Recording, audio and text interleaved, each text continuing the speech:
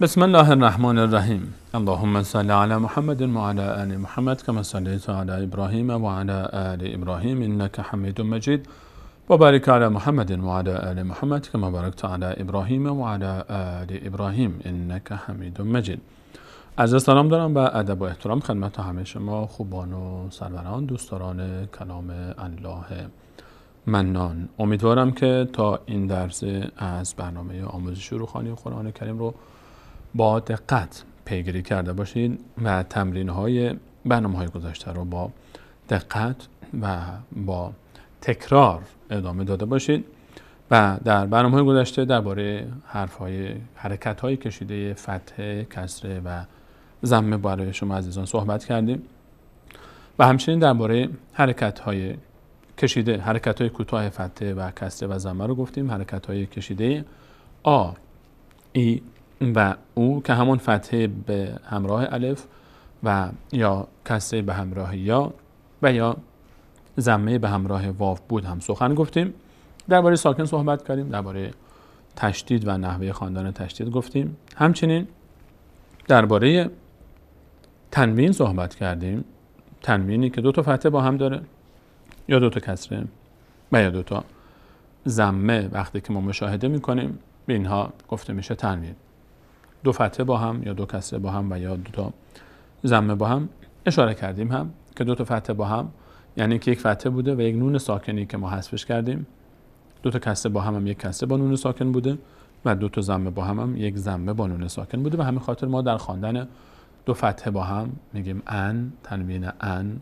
هر حرفی که این دو تا فتحه داشت با صدای ان خوانده میشه اون حرف. بن، تن، سن، جن. و اگر دو تا کسره داشت با صدای ان خوانده میشه. فن، قن، دن، زن، بن. و اگر دو تا ضمه داشت با صدای اون خوانده میشه. اون، بون، تون، ثن، جن. که درس‌های گذشته حتما عزیزان اینها رو بررسی کردن و اگر باز هم جای شبهه‌ای برای شما باقی مانده درس‌های گذشته رو باز هم تکرار بکنید عزیزان. اما بعد از این حرکات احیانا ما در کلام الله مجید حروفی رو مشاهده میکنیم که هیچ حرکتی ندارن. هیچ حرکتی ندارن. اینها حروفی هستند که نوشته میشن اما خوانده نمیشن. شناخت این حروف ما کمک میکنه که ما بدانیم که چطور با این حروف تعامل بکنیم. 4 تا حرف هستن که اگر این 4 حرف هیچ علامتی نداشتند خوانده نمیشن. باز هم تکرار میکنم. 4 حرف هستن، 4 حرفن از حروف الفبا که اگر این حروف هیچ علامتی روی اینها نبود خوانده نمیشن. اصلا نوشته میشن خوانده نمیشن. اصلا در خواندن ما به اینو کاری نداریم، رد میشیم میریم بعدش. اینها خوانده نمیشن. و یا احیانا روی یکی از این حروف که الف هست علامت هایی هست که بعضی وقتا خوانده میشه بعضی وقتا خوانده نمیشه. اجازه بدید بریم سراغ تصاویر و مثال ها تا بهتر متوجه بشیم. صحبت حروف ناخوانا هستند. حروف ناخوانا یعنی خوانده نمیشن اما نوشته میشن. 4 حرفن: الف، لام، واو و یا. به ترتیب حروف الف با اول الف، بعد لام، بعد واو، بعد یا. اگر این 4 تا رو در یک کلمه بخوایم کنار هم بنویسیم، واو رو اگر بگذاریم اولش میشه والی. واو، الف، لام و یا. بخاطر اینکه بهتر به خاطر بسپارید این کلمه والی رو به خاطر داشته باشید. حروف ناخوانا چی هستن؟ کلمه والی رو به خاطر بیارید: واو، الف، لام، یا.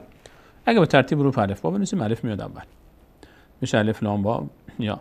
مهم ترتیبش نیست، مهم 4 تا حروفی هستن که متوجه بشیم اینها واو و الف و لام و یا هستن. این حروف اگر هیچ علامتی روی اینها نبود، هیچ علامتی روشون نبود، نه فتحه، نه کسره، نه ضمه، نه تنوین و نه ساکن و هیچ علامتی روشون نیست، خوانده نمیشن. در قرآن کریم فقط این 4 حرفن اگر روشون علامتی نبود خوانده نمیشن. احیانا حروفی مثل میم، مثل نون هستن که در مصحف عثمان طاها که نسخه بین‌المللی قرآن ما هست علامتی ندارن و اون که علامتش رو ننوشتن به معنای اینه که اینجا ساکن هست، علامتش رو نمی‌نویسن به خاطر اینکه حکمت‌هایی داره که باز در درس‌های پیش رو انشالله به اون توضیح خواهیم داد. اما این 4 حرف واو، الف، لام، یا، والی، اگر هیچ حرکتی روی اینها نبود، هیچ علامتی روی اینها نبود، خوانده نمیشه. اما حرف الف بعضی وقتا روش علامت‌هایی هست که این علامت باید بررسی بکنیم که چه علامتی است. آیا خوانده میشه یا نمیشه، یا بعضی وقتا خوانده میشه بعضی وقتا خوانده نمیشه. این فقط درباره حرف الف هست. لام و واو و یا زیاد تفاصیل ندارن، الف مقداری نیاز به توضیح داره. لام، واو و یا هر جا حرکتی نداشتن خوانده نمیشه. خلاصه کنم، هر جا حرکتی نداشتن خوانده نمیشه. اما بریم سراغ الف. الف احیانا همچین شکلی روش میبینید. این الفه، یک صفری روش میبینیم. این صفر خودش یعنی چی؟ یعنی خوانده نمیشه. یعنی این خوانده نمیشه. غالبا هم در آخر کلمات فعلهای عربی میاد، فعلهای جمع، بهش این الف اینجوری نوشته میشه اما خوانده نمیشه. مثلا این مثال چطور خونده میشه؟ همزه بعدش الف اومده فتحه داره، بعدش الف صدای آ میگیره. گفتیم هر وقت هر حرفی که فتحه داره بعدش الف بیاد صدای آ میگیره، میشه آ م نو. نون هم ضمه داره بعدش واو اومده کشیده میشه، تقویت میشه ضمه، صدای او میگیره آ منو. الان این الف هیچ نقش اینجا نداره، نوشته میشه اما خوانده نمیشه. همینطور اینجا قامو، هم قامو این الف ساکن است اما اینجا فتحه قاف از پیش ما افتاده، فتحه باید میداشت. قامو دقیقا مثل آمنو، این الف هیچ نقشی درش نداره. یا کفرو، کفرو بازم همین حکایت هست، اینجا بازم الف خوانده نمیشه. یا خذو، کلمه خذو ضمه خا، زال ضمه داره بعدش واو، خذو بازم الف اینجا خوانده نمیشه. خذو این الف اینجا خوانده نمیشه. پس هر وقت الف رو شما دیدید که روش علامت صفری بود، آن الف خوانده نمیشه. اما احیانا روی الف علامت دیگه میبینیم به این شکل. الف میاد یک علامتی هست به این شکل که این کله ساده، صاد عربی، این فقط کلهش هست اینجا، بقیهش دیگه نوشته نشده، اینجوری شکم صاد اینجا نیست، فقط خود ابتداش هست. این الف با این علامت یعنی چی؟ به این شکل ما در مصاحف میبینیم، مثلا به این شکل نوشته میشه، به این شکل ها نوشته میشه، احیانا وسط حرف میاد، احیانا ابتدای حرف میاد. این صاد از کلمه وصل گرفته شده. این الف رو بهش میگن الف وصل، الف وصل. این خیلی مهمه. عزیزان درباره این سوال خیلی دارن که این الف وصل چطور خوانده میشه. این الف آیا خوانده میشه، نمیشه، چه موقع خوانده میشه و چطور خوانده میشه. اسم این صاد رو گفتیم، این صاد هست، این چون از وصل گرفته شده، این به خاطر همین این صاد رو روش گذاشتن تا مشخص بشه این الف وصله. وصل یعنی چی؟ الف وصل در هنگام وصل ما قبل این الف به ما بعدش در وصل خود این الف خوانده نمیشه. این الف رو الف وصل میگن چون در وصل ما قبلش به ما بعدش خوانده نمیشه. اما اگر خودش ابتدای کلمه بیاد خوانده میشه. یک بار دیگه دقت کنید عزیزان، الف وصل در وصل ما قبلش به ما بعدش، وقتی قبلش و بعدش به هم وصل بشن این وسط خوانده نمیشه. اما در ابتدا اگر خودش آمد، ما قبلش چیزی نبود، اون موقع خوانده میشه. در مابین که خوانده نمیشه، وقتی خوانده نمیشه یعنی نیست اصلا، انگار وجود نداره در مابین کلام. یعنی وقتی ما قبلش به ما بعدش بچسبه این وسط خود به خود انگار نیست. مثلا مثل این مثال، به اینجا بعدش لام داریم، به خودش کسره داره، الف هم که چون ما قبل ما بعدش وصل میشه خوانده نمیشه. لام ساکنه، نیاز به چی داره؟ آخرین حرکت ما قبل. آخرین حرکت ما قبل چی است؟ کسره به میچسبه به لام. بل این الف اینجا میافت، اصلا خوانده نمیشه. بل یوم بل یوم. یا مثال بعدی، ول ساکن هم به این شکل نوشته میشه هم به این شکل.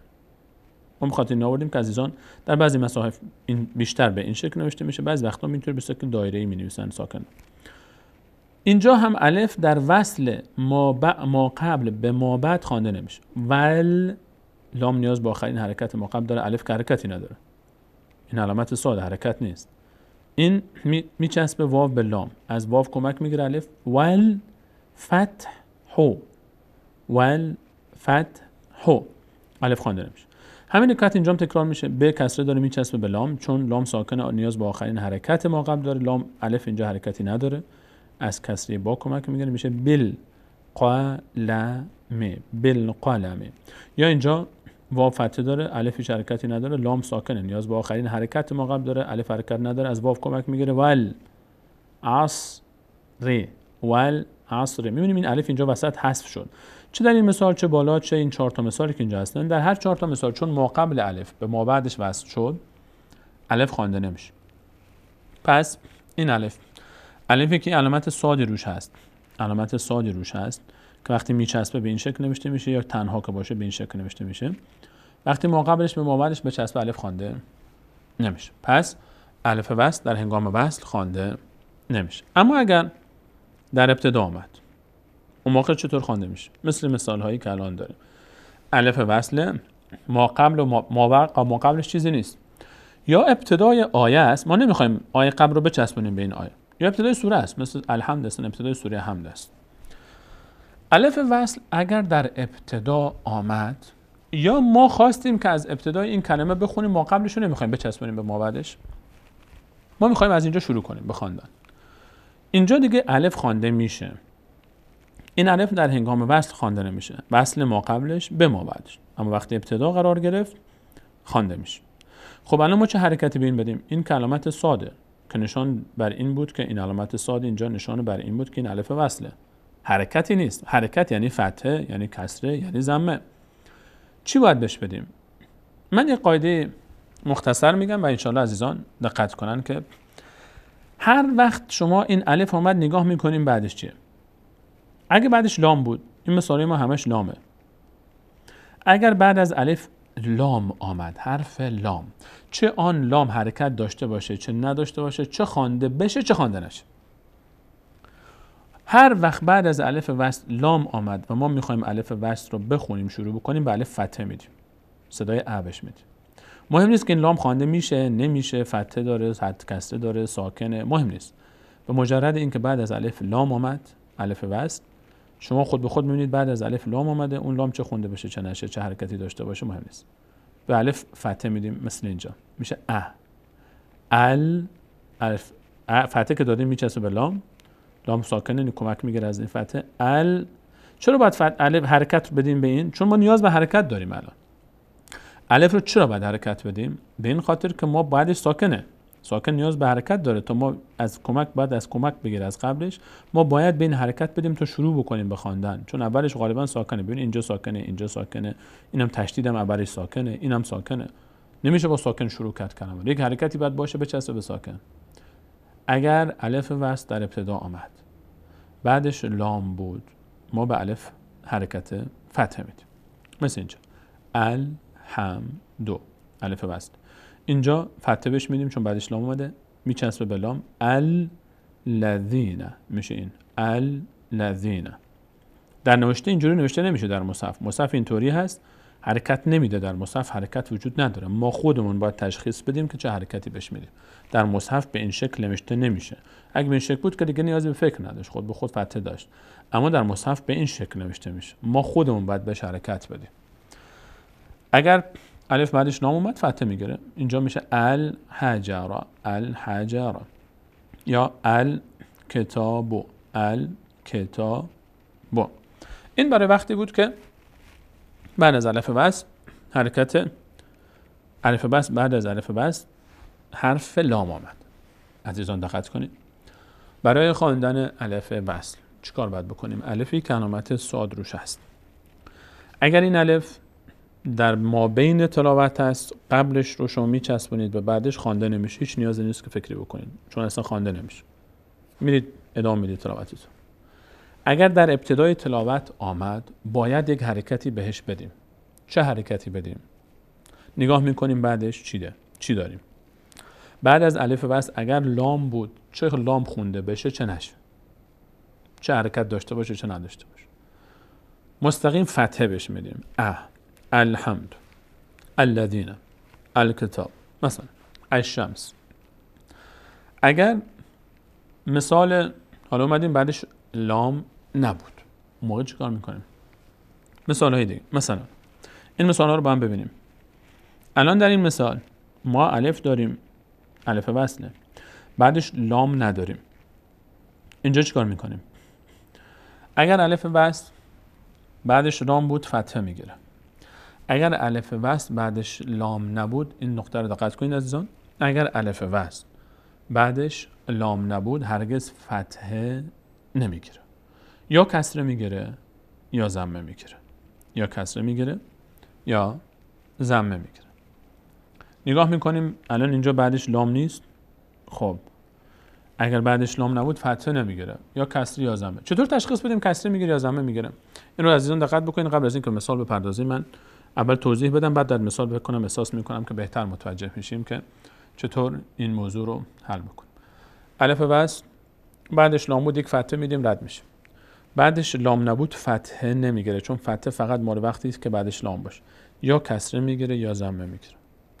وقتی الف وصل بعدش لام نبود چیکار باید بکنیم؟ نگاه میکنیم به حرف بعدی ساکنه. خب ساکن کیچ، بعد از ساکن چه حرکتی هست؟ بعد از ساکن چه حرکتی هست؟ الف وصل رو ول کنید برید بعدیش همیشه ساکنه. ساکن رو ول کنید برید بعد ساکن چه حرکتی داریم؟ اگه ضمه داشتیم بهش ضمه میدیم. اگر کسره داشتیم بهش کسره میدیم. اگر فتحه داشتیم بهش فتحه نمیدیم، اون موقع باز هم بهش کسره میدیم. این مثال ها رو با هم ببینیم. من مثال ضمه رو اول شروع میکنم. الان الف وصل داریم، بعدش هم لام نیست، پس فتحه نمیگیره، یا کسره میگیره یا ضمه. خب چیکار میکنیم؟ الف وصل بعدش دال ساکنه، هیچی. بعدش چیه؟ عین چی داره؟ ضمه داره. چون بعد از الف وصل اولین حرکت بعد الف وصل چیه؟ ضمه است، بهش ضمه میدیم. میشه ادعو. به این شکل میشه. باز آن تاکید میکنم در مصحف اینطور نوشته نیست. مصحف همچین چیزی ما داریم، خودمون باید تشخیص بدیم که چه حرکتی میگیره. الف وصل اگر بعدش لام آمد فتحه میگیره، بعدش لام نبود نگاه میکنیم که اولین حرکت چی هست؟ بعدش اولین حرکت ضمه هست، بهش ضمه میدیم. ادعو. اینجا همینطور. اینجا هم الان بعد الف وصل لام نداریم پس فتحه نمیگیره. خب حالا چیکار کنیم؟ نگاه میکنیم اولین حرکت چی هست؟ بعد ساکن اولین حرکت ضمه است، به ضمه میدیم. او میشه او بو دو دو. این حرف هم که خوانده نمیشه.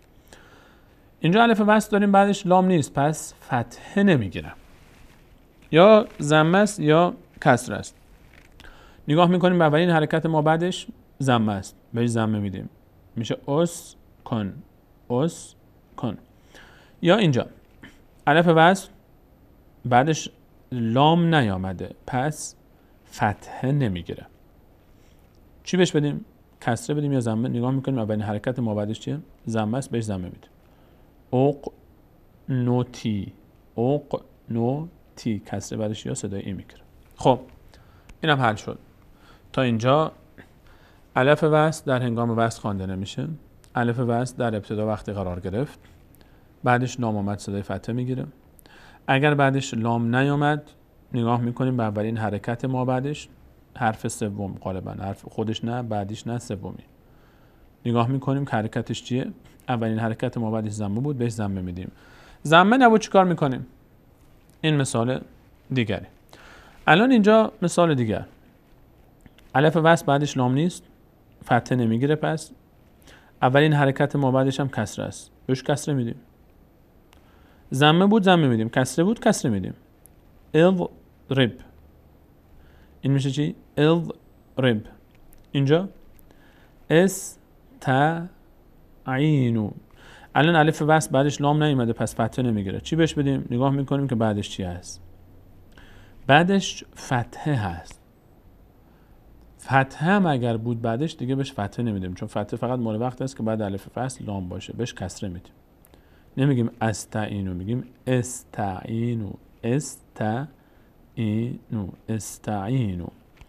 اینجا الف وصل بعدش لام نیست پس فتحه نمیگیره، یا کسره یا ضمه.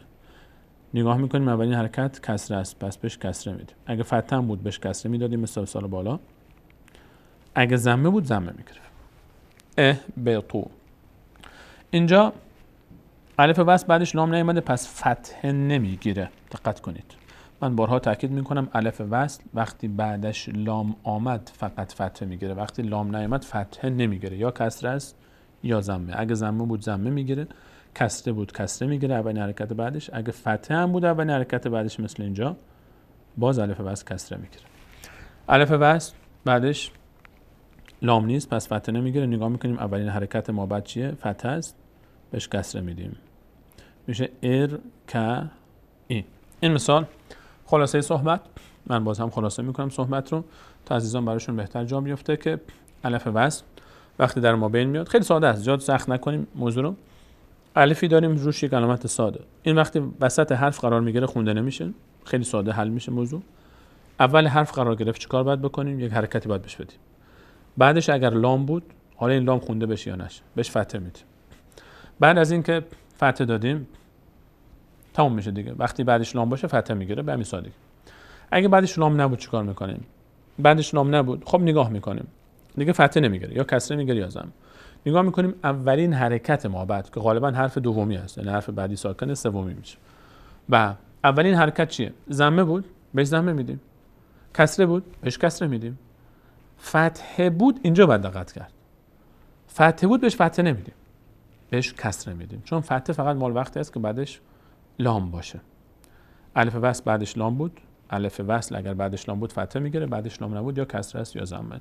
نگاه میکنیم اگر بعدش لام نبود اولین حرکت ما بعد الف وصل، اولین حرکت نه اولین حرف، اولین حرکت کسره بود کسره میگیره، ضمه بود ضمه میگیره، اگر فتحه بود هم باز کسره میگیره. مثال ها رو با هم تکرار کنیم، تمرین اول رو با هم داشته باشیم. اینجا الف وصل در وسط اومده، خوانده نمیشه، به راحتی رد میشیم ازش. فص بر اینجا وسط اومده، خوانده نمیشه. فن صاب اینجا وسط خوانده نمیشه، ما بعد میچسبه با ما بعد. لول اینجا هم همینطور. ون هر بعدی. نا فتح بعدش الف صدای آ میگیره. نا. در این مثال همین مثالی که تا حالا گفتیم اینا الف وصل خوانده نمیشه چون وسط. والعصر مثالش رو قبلا داشتیم. سر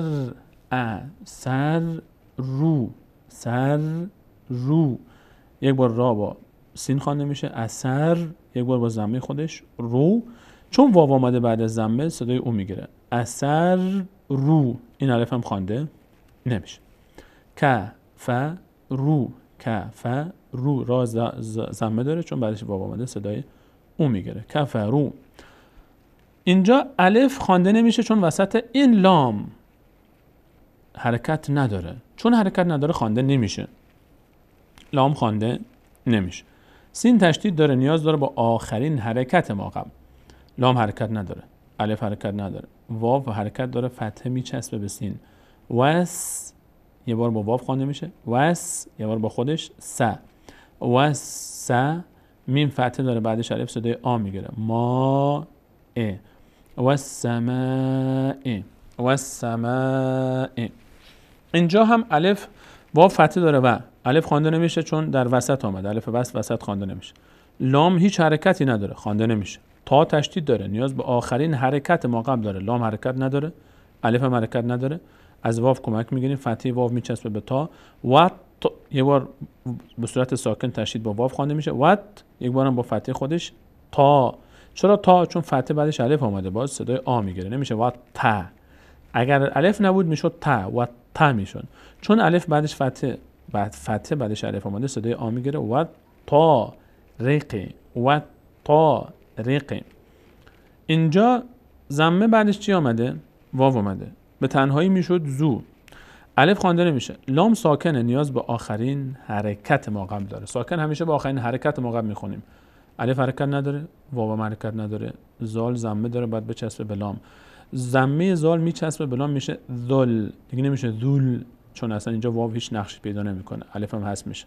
اگه تنها بود میشد ذو، اما چون اینجا زال باید بچسبه به لام، دیگه خود به خود این واو و الف اینجا حذف میشن، خوانده نمیشن. ذل جلال، لام فتحه داره بعدش الف صدای آ.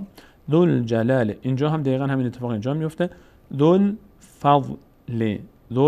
فضل زا واو الف خوانده نمیشه، علامت نداره. الف هم خوانده نمیشه. لام نیاز به آخرین حرکت ما قبل داره که زا هست. ز میچسبه به لام. ذل انگار واو و الف اینجا وجود نداره. ذل فضل. تمرین بعدی رو هم با هم ببینیم. القو، القو باید باشه. القو هست اصلش، اینجا ضم فتح اشتباه شده. القو، القو. لر، اینجا ببینید این الف خوانده نمیشه. مثلا ما اینجا بود که این الف خوانده نمیشه. اینجا لام خوانده نمیشه اینجا. چرا؟ چون هیچ حرکتی نداره، هیچ علامتی نداره. ل کسره داره اما این لام هیچی نداره. این ل میچسبه به این ر. ر تشدید داره، یک بار با این لام خوانده میشه لر، یک بار با تنهایی ر. لر ر. جلی فتح بعدش الف صدای آ میگیره. لر رجال. بل یوم الف این وسط خوانده نمیشه، الف وصل. اینجا هم الف وصل خوانده نمیشه چون وسط ف میچسبه به لام. فل مو غی کسر بعدش یا غی غیرات. فل مغیرات مغیرات. و تینی. واو فتحه داره، الف هیچی نداره، لام هم هیچی نداره. لام خوانده نمیشه، الف هم چون وسط خوانده نمیشه. ت تشدید داره، نیاز به آخرین حرکت ما قبل داره، فتحه واو. و تی کسره بعدش یا صدای ای میگیره. تی و تی نی و تینی و تینی. رب ب الف در وسط آمده، ببینیم اینجا هیچ نقشی نداره. این میچسبه به ما بعد. رب بغ فر. رب بغ فر. ب میچسبه به غین، حرکت کسره ب. بغ فر. اما اگه این رب نبود این به تنهایی چی میشد؟ الف وصل اگه از اینجا میخواستیم بخونیم الف رو باید حرکت میدادیم، چون بعدش لام نیامده فتحه نمیگیره. نگاه میکنیم اولین حرکت ما بعدش چیه؟ کسره است، بهش کسره میداد، میشد اغفر. اگر کلمه رب نمی بود این به تنهایی میشد اغفر. و النهار الف و لام خوانده نمیشن، واو میچسبه به نان به نون. و النهار بالقلم الف خوانده نمیشه، به میچسبه به لام. بالقلم. هو الله الف لفظ جلاله الله در ابتدا خوانده نمیشه چون در مابین قرار گرفت، الف وصله. لام چون هیچ حرکتی نداره خوانده نمیشه. واو میچسبه به لفظ جلاله. هو الله هو الله. اگر لفظ جلاله ما بعدش ما قبلش فتحه باشه یا ضمه صدا پر خونده میشه، دهان به سمت بالا باز میشه. هو با هو. اگر کسره باشه باز سمت بالا باز نمیشه. این رو ان شاء الله ما در موضوع در این باب صحبتی خواهیم داشت، در این باب صحبت خواهیم کرد در برنامه پیش. ول الف خوانده نمیشه. فتح لهدین اینجا الف وصل در مابین قرار گرفته خوانده نمیشه، لام هم به این خاطر کلماتی نداره خوانده نمیشه. لهدین دی نه کسره بعدش یا صدای ای میگیره. لهدین و ضمه بعدش واو صدای او میگیره. قو این الف هم که خوانده نمیشه. قو. اینها مثال هایی بود برای شما عزیزان در باره حروف ناخوانده، حروفی که خوانده نمیشن. 4 حرف هستن: واو و الف و لام و یا. اگه سر هم نوشته بشن میشه والی. اگر هیچ علامتی نداشتن خوانده نمیشن. واو، الف، لام و یا هیچ علامتی نداشتن خوانده نمیشن. الف هم در بعضی وقتها خوانده نمیشه. الف وصل رو هم گفتیم که علامت صاد روش هست. اگر بخوایم در وسط کلام خوانده نمیشه. در ابتدا اگر قرار گرفت باید بهش حرکت بدیم، نگاه میکنیم بعدش اگر لام بود بهش فتحه میدیم، لام نبود فتحه نمیگیره. نگاه میکنیم بعدش اولین حرکت اگر لام نبود نگاه میکنیم اولین حرکت بعد از الف وصل چیست. اگر کسره بود بهش کسره میدیم، اگر ضمه بود بهش ضمه میدیم، اما اگر فتحه بود بهش فتحه نمیدیم دیگه، چون فتحه فقط مال وقتی است که لام باشه بعدش. اگر فتحه بود چیکار کنیم؟ باز هم بهش کسره میدیم. امیدوارم که انشالله این موضوع هم برای شما از اونجا افتاده باشه. شاید مقداری در ابتدا براتون سخت به نظر بیاد، اما با تمرین به راحتی میتونید انشالله مشکل رو حل بکنید و این درس رو تکرار بکنید. الف وصل رو کم تکرار میشه، کم پیدا میشه در مصحف الف وصل در ابتدا قرار بگیره، اما به هر حال نکته مهمی است که باید مد نظر عزیزان باشه. با تمرین و تکرار حتما اینجا ذهن نشین خواهد شد و برای شما مسئله بسیار ساده و آسان خواهد گردید. در برنامه‌های بعد همچنان با شما عزیزان خواهیم بود و نکات دیگری که مهم است قبل از آغاز سوره های کلام الله مجید به همراه شما عزیزان یاد بگیریم. تا درس بعد همه شما عزیزان رو به الله متعال بسپارم. الله یار و نگهدارشون.